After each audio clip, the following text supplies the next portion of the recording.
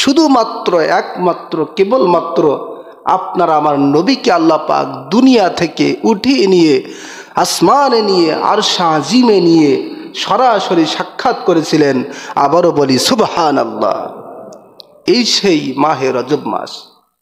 এজন্য এ মাসের যথেষ্ট সম্মান মর্যাদা রয়েছে। এ মাসের যখন প্রথম রজনী আসে, এ মাসের যখন প্রথম দিনের চাঁদ ওঠে, তখন নবীজি তার হস্ত মোবারক, দুহাত মোবারক আসমানের দিকে উঠিয়ে একটি দোয়া করতেন।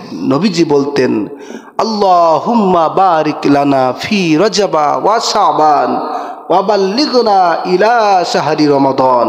বলেন সুবহানাল্লাহ। নবীজি বলতেন, আল্লাহ এই মাহে রজব এবং শাবানের বরকত আমাদেরকে দান করুন এবং মাহে রমজান পর্যন্ত হায়াত লম্বা করে দেন, হায়াত বাড়িয়ে দেন। সুবহানাল্লাহ। কাজে নবীজি যে দোয়া করেছেন উম্মত হিসাবে সেই দোয়া আমাদেরও করার দরকার আছে না নাই? একটু জবান খুলে বলুন, আছে না নাই? অবশ্যই রয়েছে। শুধু চাঁদ দেখে নয়, বরং আমরা পুরা মাস ব্যাপী এই দোয়া করতে রাজি আছি না নাই? তার কারণ এই দোয়ার মধ্যে আল্লাহ তাআলার কাছে আল্লাহ পাকের রহমত বরকত চাওয়া হয়, ঠিক কি না? এবং আমাদের হায়াতের তৈবা যাতে বেড়ে যায় সেই জন্য এই দোয়াটি করা হয়। বলেন সুবহানাল্লাহ। এই দোয়া যদি আমাদের আরবিতে মুখস্থ নাও থেকে থাকে, তারপরও আমরা বাংলাতে আপাতত নামাজের পরে মোনাজাতে বলবো, আল্লাহ আপনি আমাদেরকে মাহে রজবের বরকত, মাহে শাবানের বরকত দান করুন এবং রমজান পর্যন্ত হায়াত লম্বা করে দেন। সুবহানাল্লাহ। কি এতটুকু দোয়া আমরা বাংলায় করতে পারবো না? জোরে বলেন, পারবো না? আল্লাহ পাক যেন আমাদের সকলকে মাহে রজবের বরকত, মাহে শাবানের বরকত এবং রমজান পর্যন্ত হায়াতের তৈবা দান করেন। বলেন আল্লাহুম্মা আমিন। সম্মানিত হাজিরিন, এ দুয়ার দিকে একটু লক্ষ্য করুন। নবীজি বলেছেন, আল্লাহুম্মা বারিক লানা ফি রজব ওয়া শাবান। আল্লাহ এই মাহে রজব এবং শাবানে বরকত দান করুন। তার মানে নবীজির এই দোয়া থেকে বোঝা যায় মাহে রজব এবং মাহে শাবানে আমাদের জন্য ভরপুর বরকত রয়েছে, ঠিক কি না? তো যেহেতু বরকত রয়েছে, এটা কাদের জন্য? কথা বলুন, কাদের জন্য? আমাদের জন্য। আর আমাদের জন্য যেহেতু বরকত, সেই বরকত আমাদেরকে হাসিল করতে হবে, ঠিক কিনা বলুন? সম্মানিত হাজিরিন, এ মাহে রজব এত সম্মানিত একটি মাস। যে ব্যক্তি রজব মাসকে সম্মান করবে, আল্লাহ পাক দুনিয়া এবং আখিরাতে তারও সম্মান বাড়িয়ে দিবেন। সুবহানাল্লাহ। নবীজি বলেছেন, আর রজবু শাহরুল্লাহ, রজব হচ্ছে আল্লাহর মাস। সুবহানাল্লাহ। একটু জবান খুলে বলুন, রজব কার মাস? আরো জোরে বলুন, রজব কার মাস? শাবান কার মাস? রমজান কার মাস? সব কিন্তু আল্লাহ পাকের মাস।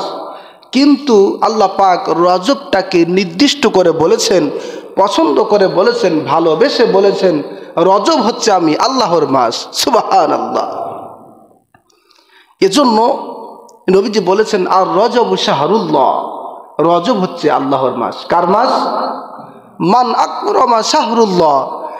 সুতরাং যে ব্যক্তি রজব মাসকে সম্মান করবে, আকরামাহুল্লাহু ফিদ দুনিয়া ওয়াল আখিরাহ, আল্লাহ পাক ওই ব্যক্তিকে দুনিয়া এবং আখিরাতে সম্মানিত করবেন। সুবহানাল্লাহ। দুনিয়া এবং আখিরাতে কি করবেন? সম্মানিত করবেন। দুনিয়াতে কিভাবে সম্মান করা হয়? কোনো ব্যক্তি যদি মাহে রজবে বেশি বেশি আমল করে, দুনিয়ার মানুষ ওই মানুষটাকে না চাইতেও ওই মানুষকে সম্মান করতে শেখে। বলেন সুবহানাল্লাহ। কলিজার মধ্যে, দুনিয়ার মানুষের অন্তরের মধ্যে ওই ব্যক্তির মহব্বত, ভালোবাসা আল্লাহ পাক সৃষ্টি করে দেন। সুবহানাল্লাহ। আর পরকালে আদালতে আখিরাতে আল্লাহ পাক ওই ব্যক্তিকেও সম্মান দান করবেন। সুবহানাল্লাহ। অন্য হাদিসের মধ্যে নবীজি সাল্লাল্লাহু আলাইহি সাল্লাম বলেছেন, রজব হচ্ছে আল্লাহর মাস। যে ব্যক্তি রজব মাসকে নেক আমলের মাধ্যমে সম্মান করলো, সে যেন সরাসরি আল্লাহর নির্দেশকেই সম্মান করলো। সুবহানাল্লাহ। আর যে ব্যক্তি আল্লাহর নির্দেশকে সম্মান করলো, তাজিম করলো, আল্লাহ পাক তাকে ভালোবেসে পছন্দ করে আল্লাহ পাকের জান্নাতুন নাঈমে প্রবেশ করাবেন। সুবহানাল্লাহ। কোন জান্নাত? জান্নাতুন নাঈম, যে জান্নাতটা অত্যন্ত সম্মান মর্যাদার, এবং আল্লাহ পাক মুত্তাকিদেরকে এই জান্নাত দান করবেন। সুবহানাল্লাহ। আল্লাহ পাক পবিত্র কোরআন কারীমের মধ্যে বলেন, ইন্না লিল মুত্তাকিনা ইনদা রাব্বিহিম জান্নাতিন নাঈম।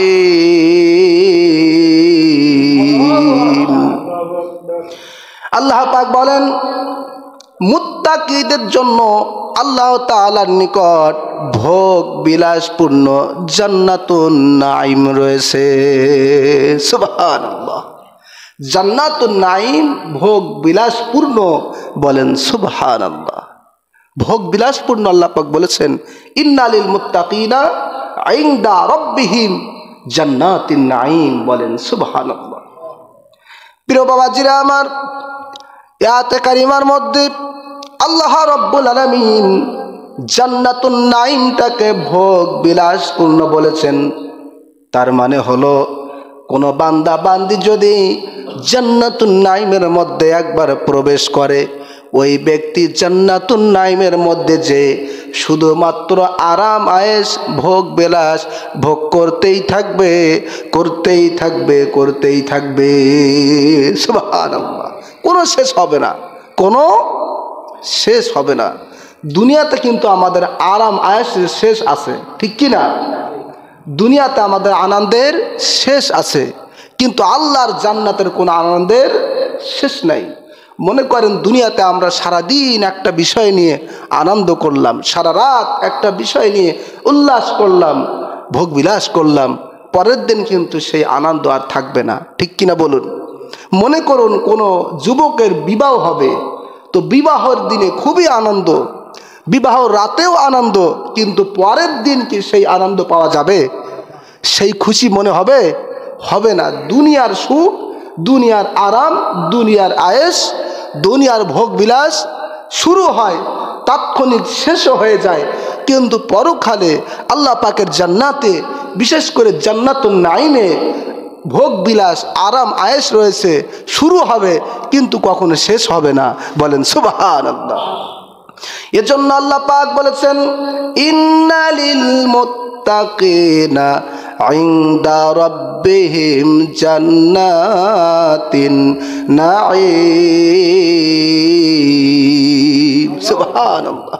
মুত্তাকিদের জন্য আল্লাহ তাআলার নিকট ভোগ বিলাসপূর্ণ জান্নাতুন নাঈম রয়েছে, বলেন সুবহানাল্লাহ।